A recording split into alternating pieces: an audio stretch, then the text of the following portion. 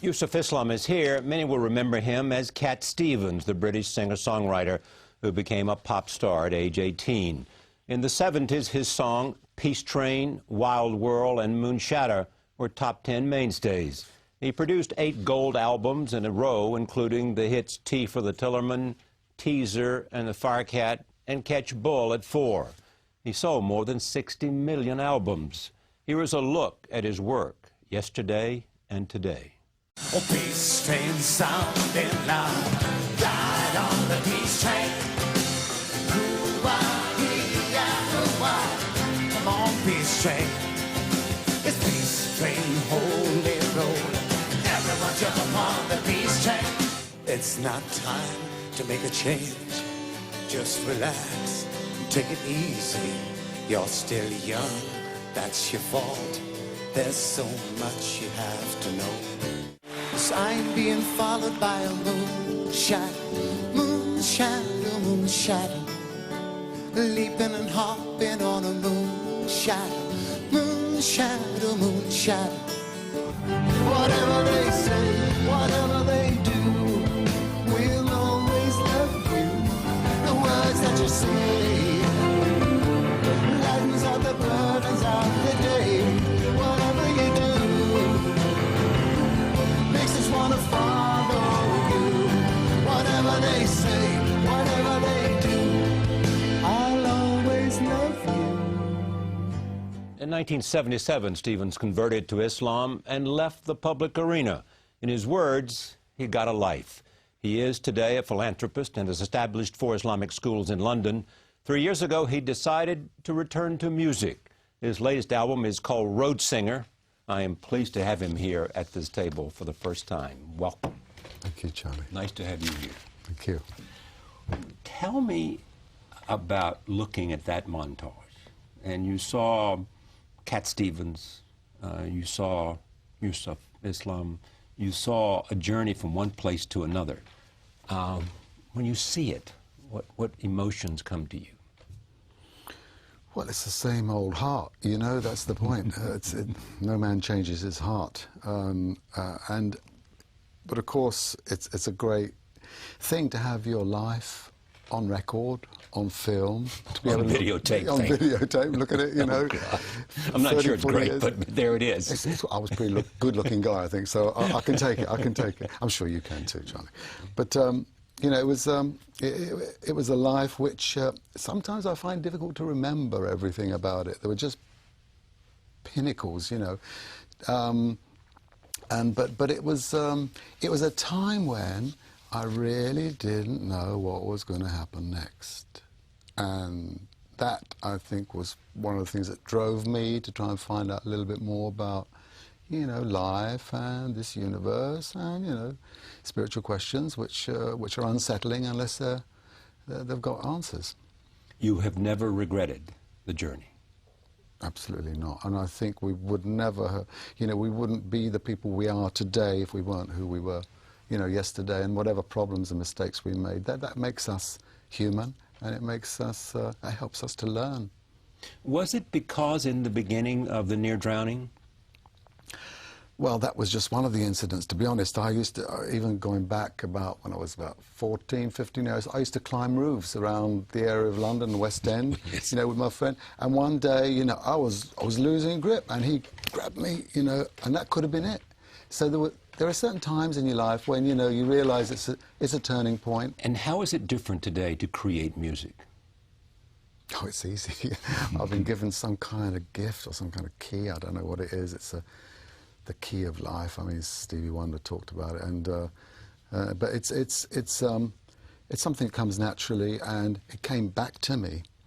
I hadn't played the guitar for, like, you know, close to about 25 years. I'd put it away, and one day I picked it up again. It was because my son had brought the guitar back into the house, and I was not expecting this, you know, and suddenly there it was again. This was about 2001, something like that.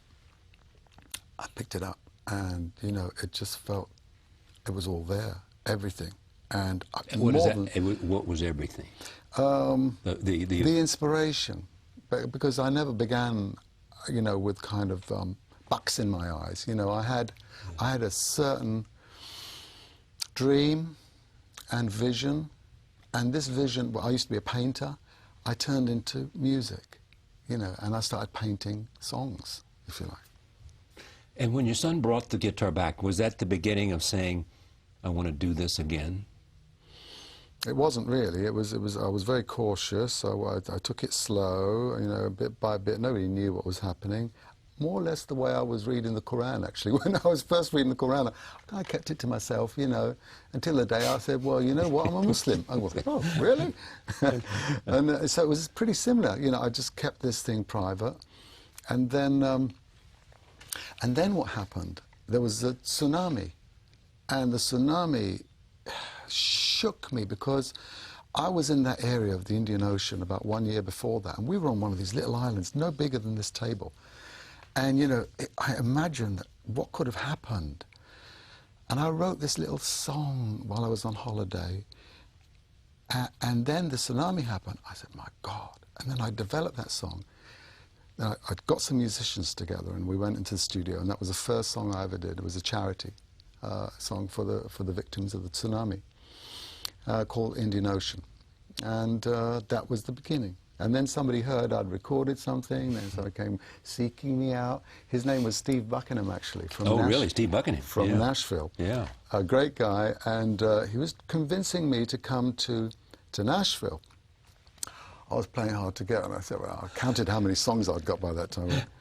Okay, I'll come, you know. And then, of course, I make this amazing journey over with my daughter.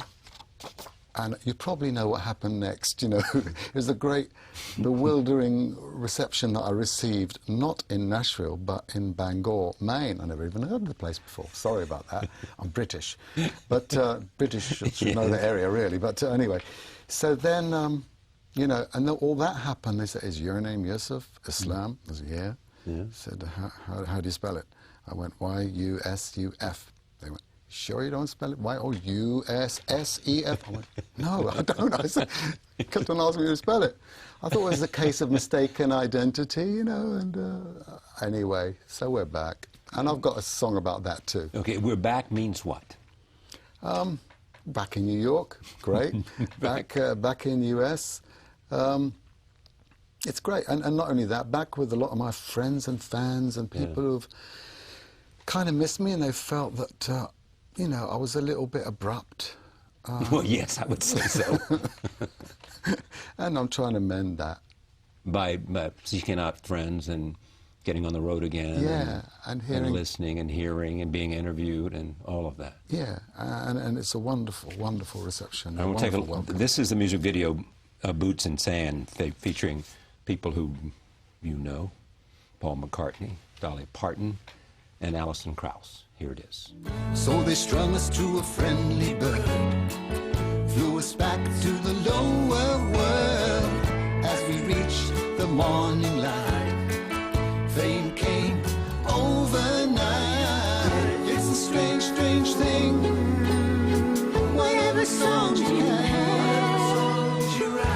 some call good, some call bad.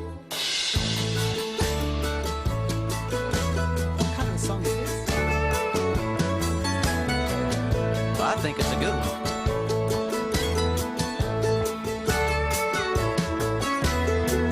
Now I'm back on the long, long road. One bag and a song I wrote. A little prayer in my hand. Just me, boots and sand. Boots and sand.